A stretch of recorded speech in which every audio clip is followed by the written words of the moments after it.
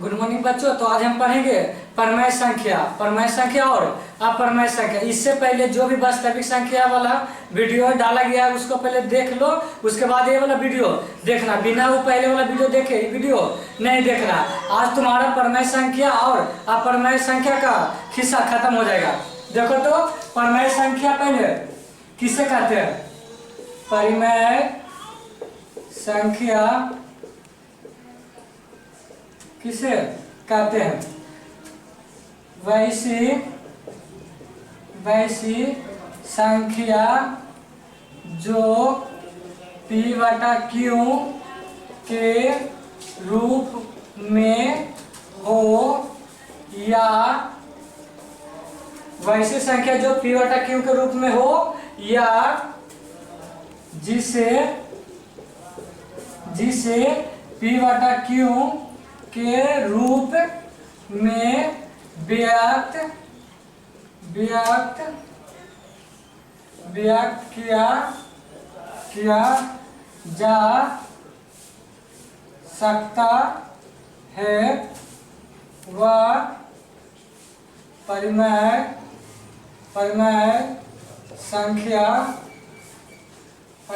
संख्या कहलाता है। ध्यान से सुनो। वैसी संख्या जो p/q के रूप में हो, या जिसे p/q के रूप में व्यक्त किया जा सकता है, वह परमेय संख्या कहलाता है।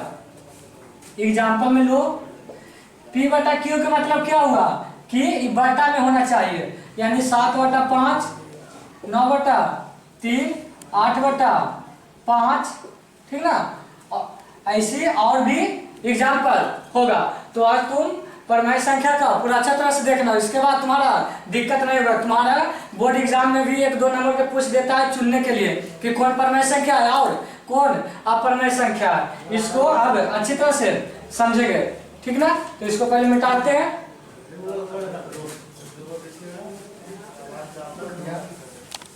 तो देखो, परमेय संख्या पहचानने के लिए पहला पॉइंट पहले समझो। प्रत्येक प्रकृत संख्या परमेय संख्या होता है।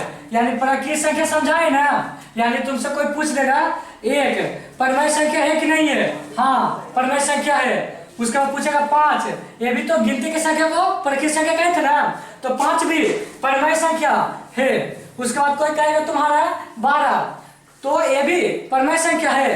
क्यों है? क्योंकि देखो, किसी भी संख्या के नीचे एक छिपा हुआ रहता है। किसी भी संख्या के नीचे एक छिपा हुआ रहता है। इसी कारण बटा के रूप में आ गया कि नहीं, यानी p/q के रूप में आ गया कि नहीं। इसी कारण प्रत्येक प्रकृत संख्या परमेय संख्या होता है। तो ये वाला तो तुम्हारा समझ में आ गया होगा पॉइंट। उसी प्रकार प्रत्येक पूर्ण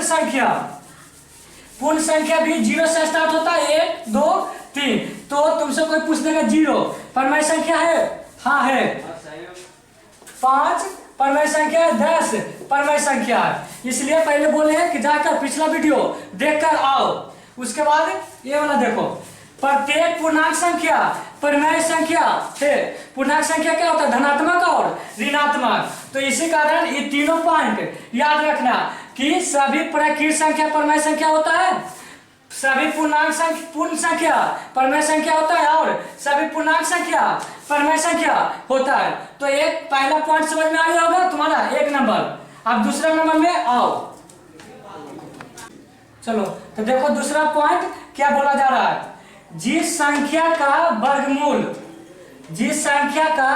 वर्गमूल पूरा निकलता हो, वह परमेय संख्या कहलाता है। जैसे अब देखो 36, 16 का वर्गमूल पता होगा। 16 का वर्गमूल कितना होता है? 4 आता है। नहीं तो देखो, जिसका पूछेगा उसको रूट में कर देंगे। वर्गमूल निकालने के लिए क्या होता है? जिसका पूछेगा उसको रूट के अंदर रखेंगे और रूट के अंदर अभाज्य गुणनखंड करेंगे।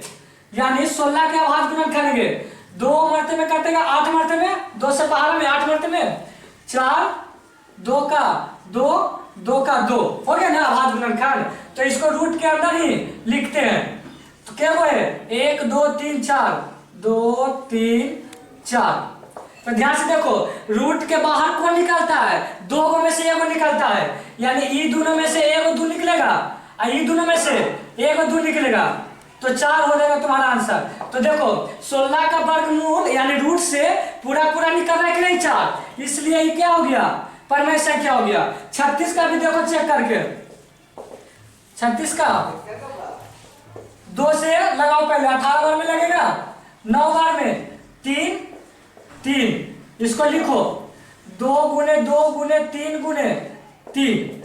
अब बताओ 2 में से एगो निकलता है कि नहीं, तो एगो 2 निकला, ये 2 में से एगो निकलेगा तो 6, यानी 36 का भी पूरा पूरा वर्गमूल निकल रहा है। तो इसी कारण 36 में क्या है परमेय संख्या। 64 को भी करोगे तो 8 आएगा, इतना तो मालूम होगा। ठीक है, अब तुम्हारा मान लिया जाए क्या देगा, कितना तुम्हारा बोल देगा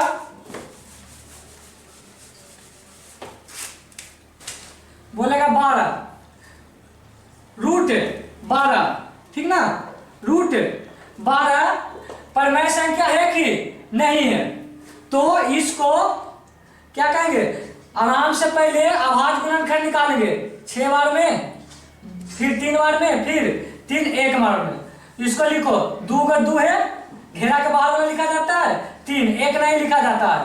तो देखो ये 2 में से तो एगो निकलेगा 2, लेकिन एगो और इसमें 3 रहता तो ना निकलता है एगो 3, इसी कारण ये रूटे में रह गया 3, यानी 12 को पूरा पूरा वर्गमूल नहीं निकला है, यानी यह क्या है तुम्हारा परमेय संख्या नहीं है, यह अपरमेय संख्या हो गया। तो इसका एग्जाम्पल क्या हो गया, रूट 16 तुम्हारा परमेय संख्या है, रूट 36 तुम्हारा परमेय संख्या है, रूट 64 तुम्हारा परमेय संख्या है, लेकिन रूट 12 परमेय संख्या नहीं है। जैसे और लोग 6 रूट तुमको 6 पूछेगा कोई, तो 6 के भी निकालो, 2 3 बार में 3, यानी 2 गुने 3, ये रूटे में आ जाएगा 6, इसका पूरा पूरा वर्गमूल नहीं निकल रहा है। तो इसी कारण रूट 6 भी तुम्हारा परमेय संख्या नहीं है, क्या है अपरमेय संख्या है। तो हमको तो लग रहा होगा कि क्लियर हो गया होगा, ठीक ना। तो जिसका रूट में दिया हुआ रहना चाहिए, ठीक ना। अब जैसे तुम्हारा पूछेगा एक और, देखो यहाँ देखो रूट 144 परमेय संख्या की अपरमेय संख्या, तो इसका पहले आराम से निकालेंगे, अगर याद होगा तो ठीक हो। तो 44 को 2 से लगाओ, 72 36 18 9 3 3। तो देखो इसको रूट के अंदर लिखो तो 1 2 3 4, 1 2 3 4, 2 को 2 है, 2 को 3 है, सॉरी। तो ध्यान से देखो ये 2 में से एगो 2 निकलेगा, ये 2 में से ये 2 निकलेगा, ये 2 है तो इसलिए एगो 3 निकलेगा, 2 दूनी 4, 4 दिया 12। तो देखो रूट 44 तुम्हारा परमेय संख्या है, ठीक ना। तो यानी कहना बताना यही चाह रहा है कि जिसका पूरा पूरा वर्गमूल निकलेगा वही तुम्हारा परमेय संख्या होगा, नहीं तो वह अपरमेय संख्या होगा। तो 2 पॉइंट तुम्हारा समझ में आ गया। अब तीसरा समझो, चलो तो तीसरा पॉइंट समझो, ठीक ना। तो देखो शांत संख्या परमेय संख्या होता है। शांत कहने का मतलब कौन चीज, कि अगर कोई चीज में हम भागा दे रहे हैं, मान लीजिए 8 में हम 5 से भागा दे रहे हैं, तो इसका दशमलव के बाद कट जाना चाहिए पूरा पूरा। जैसे देखो 1 मारते 5 लगेगा, 3 होता है, दशमलव देंगे तो 0 आता है, 5 का 30, कट गया कि नहीं पूरा पूरा, यानी 1.6 शांत है, क्या है 1.6 क्या है शांत है। इसी कारण यह परमेय संख्या है। तुम्हारा पूछ देगा कि 8.2 क्या शांत है, सॉरी परमेय संख्या क्या परमेय संख्या, तो बोलेंगे परमेय संख्या। 5.356 ये भी शांत है ना, यानी कट गया है, तो ये भी परमेय संख्या। और ये डॉट डॉट इसका नहीं है, और ETC इसका एग्जाम्पल है, ठीक ना। तो 18.826 ये भी शांत है, तो ये भी परमेय संख्या है। लेकिन इसी जगह पर तुम्हारा ऐसे दिया रहेगा। अगला चौथा पॉइंट में समझाते हैं, ठीक ना।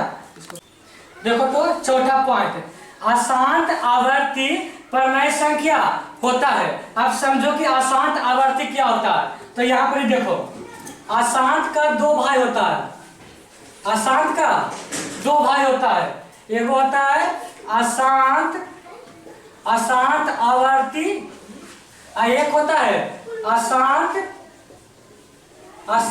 अनावर्ती,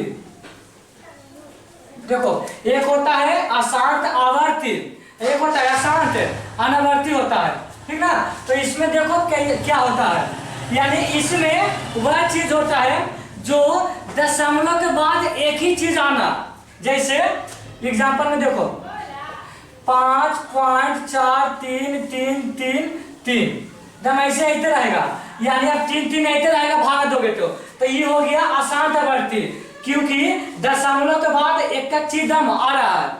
चाहे इसी को लिखा जाता है, बेसिक क्लास में बताए हैं कि जब एक ही चीज आते रहेगा तो उस पर रेकरिंग दिया जाता है, यानी यही चीज को लिखा जाता है 5.43 और रेकरिंग दे दिया जाता है। रेकरिंग देने का मतलब कौन सी कि अब तुम्हारा 3 अब आते जाएगा, भागा देगा तो यही हो गया अशांत, क्योंकि कहां तक जाएगा लिमिट नहीं है, इसलिए अशांत। एक के चीज आ रहा है इसलिए आवर्ती। उसी प्रकार तो ये क्या हो गया, परमेय संख्या हो गया, ठीक ना। ये भी क्या हो गया, परमेय संख्या, काहे कि इसी का रूप ए है। और एग्जाम्पल देखो 5.73255 ऐसे दिया हुआ रहेगा, ठीक ना। तो ये कौन सा जगह परमेय संख्या होगा, क्योंकि अशांत क्या है, आवर्ती है, ठीक ना। तो ये हो गया अशांत आवर्ती, जो दशमलव के बाद एक ही चीज आना बार बार। अब देखो अशांत अनावर्ती, अशांत अनावर्ती क्या होता है, दशमलव के बाद बदल बदल के आना। जैसे 5.21 5 4 3 2 ये सब। तो देखो एक तो डॉट डॉट है, इसका मतलब कहां तक जाएगा, जब कोई लिमिट नहीं है तो ये तो अशांत हो गया। ऊपर से देखो दशमलव के बाद 3 आया, 2 आया, 1 आया, 5 आया, 4 आया, 3 2, यानी बदल बदल के आ रहा है। तो ये हो गया तुम्हारा अशांत अनावर्ती, अनावर्ती और अशांत आवर्ती, यानी अशांत आवर्ती परमेय संख्या होता है। क्या होता है, परिमेय संख्या। और तुम्हारा ये क्या हो गया, अपरिमेय संख्या। आप देखो ध्यान से, यानी अशांत आवर्ती बदल बदल के नहीं आना चाहिए, एक ही चीज आना चाहिए तो परमेय संख्या। नहीं तो अगर जिस पर डायरेक्ट रेकरिंग दिया हुआ है, डायरेक्ट रेकरिंग, तो समझ जाना कि वो आवर्ती है कि नहीं। याद रखो, जैसे तुमसे पूछ लेगा 5.10 पर रेकरिंग, ये परमेय संख्या क्या, परमेय तो बार बार आएगा कि नहीं रेकरिंग का मतलब, तो ये परमेय संख्या होगा। उसी प्रकार 6.768 रेकरिंग, जिस पर तुम्हारा रेकरिंग दिख गया तो वह परमेय संख्या होगा, चाहे दशमलव के बाद एक ही चीज आना, ये भी क्या है, परमेय संख्या है। तो बस यही तुम्हारा 4 पॉइंट याद रखना परमेय संख्या पहचानने के लिए। तो पहला पॉइंट क्या था, पहला पॉइंट में 3 पॉइंट आता है कि सभी परिकित संख्या परमेय संख्या होता है, सभी पूर्ण संख्या परमेय संख्या और सब प्रत्येक पूर्णांक संख्या परमेय संख्या होता है। और दूसरा पॉइंट में क्या था, जिस संख्या का वर्गमूल, यानी जिस संख्या का पूरा पूरा वर्गमूल निकलता हो वो अभी कौन होगा, परमेय संख्या, यानी रूट में दिया हुआ रहेगा। तो रूट में दिया हुआ रहेगा तो तुम अभाज्य गुणनखंड करके उसका वर्गमूल देख लेना कि रूट के बाहर निकल रहा है कि नहीं, तो वह परमेय संख्या होगा। और तीसरा शांत संख्या, शांत तो ऐसी है कि दशमलव के बाद हम शांत है, कोई अनंत नहीं है, तो ये सब क्या हो गया, शांत संख्या, परमेय संख्या। उसके बाद चौथा है क्या, अशांत आवर्ती, अशांत आवर्ती, यानी दशमलव के बाद एक ही चीज आना या रेकरिंग पढ़ना परमेय संख्या के अंतर्गत आता है। तो यही 4 पॉइंट तुम्हारा क्या था, परमेय संख्या पहचानने के लिए। हमको तो लगा कि अब डाउट क्लियर हो गया होगा, ठीक ना। अब आते हैं अपरमेय संख्या। चलो तो अब देखते हैं अपरमेय संख्या किसे कहते हैं। तो वैसी संख्या जिसे P/Q के रूप में नहीं लिखा जा सकता है वह अपरमेय संख्या कहलाता है। परमेय संख्या में कौन सी था, जिसको P/Q के रूप में लिखा जा सकता है उसे परमेय संख्या, और जिसे P/Q के रूप में नहीं लिखा जा सकता उसे अपरमेय संख्या कहते हैं। जैसे √3 को नहीं लिखा जा सकता, √5 को, √12 को, 4√3 को और इसको, यानी दशमलव के बाद बदल बदल के आना। अब देखो अपरमेय संख्या पहचानने का 2 ही मात्र है, उसमें 4 था, इसमें 2 है। तो पहला देखो, पहला है जिस संख्या का वर्गमूल पूरा पूरा नहीं निकलता हो, उसमें था कि पूरा पूरा निकलता हो, इसमें क्या है कि पूरा पूरा नहीं निकलता हो। जैसे √12 अपरमय संख्या है।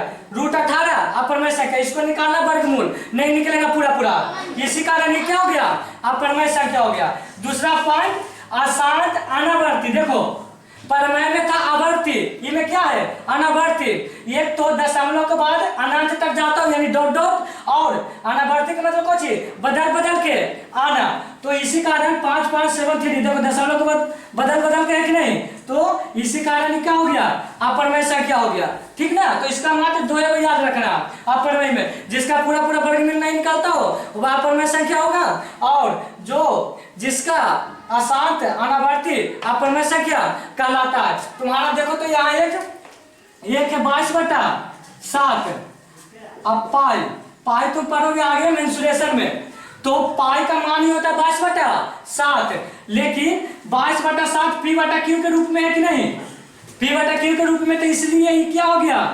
परमय संख्या हो गया। लेकिन पाई इसको बोला जाता है, ये क्या हो गया अपरमय संख्या, ठीक ना। तो अब तो समझ में आ गया होगा पूरा तरह से परमय और अपरमय आप पहचान लोगे। और अगला क्लास में तुम्हारा बुक लेकर बैठना, क्योंकि एक्सरसाइज स्टार्ट करवाएंगे पहले से, तो पहले इसको अच्छी तरह से याद कर लेना पूरा, ठीक ना। बाकी वीडियो नेक्स्ट क्लास